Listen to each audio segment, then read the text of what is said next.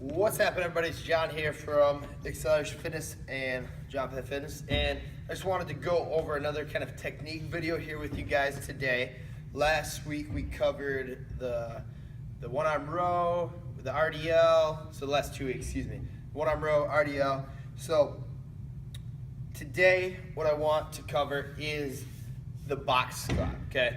Now the box squat is a squat variation that is great for teaching the squat. Okay, to new squatters, it's really good, and you don't have to necessarily use a barbell. You can literally use any variation of the squat. You can use kettlebells, dumbbells, body weight, barbell, safety bar, any bar that you have that way, that allows you to squat with. So it can use any variation, which is really good, and I really like it for just a general population to teach the squat and to teach sitting back in the squat, because a lot of times when we squat, or when someone squats for the first time, or if they're new to training, what they'll end up doing is they'll just drop straight down into the squat, and then they'll get into this position, right? So I'm sure you guys have seen that a lot, instead of hips back as you go down there, right? Getting into that deep squat with the hips sitting back. So one thing we do with the box squat, there's a couple different ways to do it.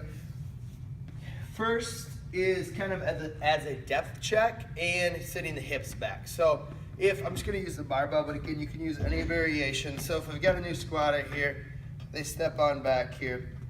Now I'm going to cue them to push their hips back and get down to the box, okay? So hips back, down to the box, touch, right off there. Down, touch, right off there. Okay, so that's going to teach them 2 things. Get their hips back, like I said, and it's also going to teach them to hit correct depth. Now the great thing, if you have a low enough box, is you can use mats, you can use plates, pads, stuff like that to adjust the height. So if someone doesn't quite have the flexibility and mobility to get deep enough into the squat, maybe they can only get to here in the squat correctly before they start to fall forward, then just add a couple mats, add a couple pads, plates, whatever you're using, and you can kind of progress them down as you go. So you can drop off a mat, you can drop off a plate as it gets better and better as you work on that over time.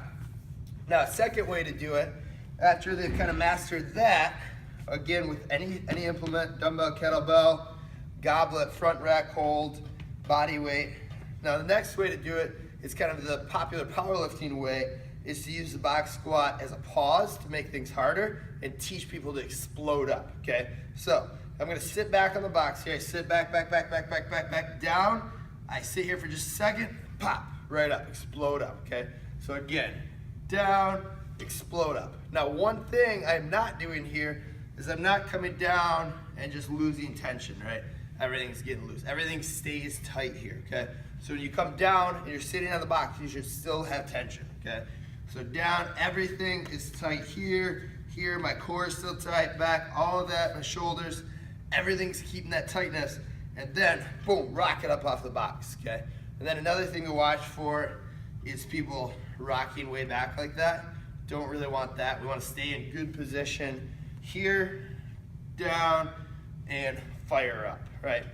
Now with those pauses on the box, you can vary that. You can go just a very brief pause, just boom, sit, the 1 second count, explode back up. You can go up to 3, 4, 5 seconds. Makes it a lot harder, a way to vary the intensity and kind of keep the weight a little bit lower, and really teach a person to stay in good position during the squat. So I love box squats, guys. Again, I'm going to go over the few the main points and how to use them. So just a brief overview. 1, teaches the person to sit back, right, instead of falling forward in the squat and dropping straight down. Number 2, teaches them to stay in good position throughout the squat, especially at the bottom. 3, teaches them to explode up off the box and explode with intent in every squat. So that's a big thing, guys. Every time you do a lift, whether it's 30% or 100%, you should be lifting it as it's at 100%, that max effort lift. So you should explode up off the box with maximum intent versus just matching that 30%, right? You're gonna get a lot more out of it. So that's the third tip, then, or third point. Then 4 also is just to kind of reinforce those movement patterns and whatnot. But I really like it, guys. Again, you can literally do it with any squat variation, any bar, dumbbell, kettlebell, front rack, goblet, one arm, front squat, back squat, safety bar, buffalo bar, anything like that works. Just make sure you're not losing tension at the bottom, exploding up there. Now, one more thing actually before I end this that I wanted to touch on is I really like it also for people who are just kind of, like I said, learning, but they may have issues squatting previously, like knees or anything like that. What you can do is use this box squat as a way to reteach it, but really emphasize the vertical shin, okay?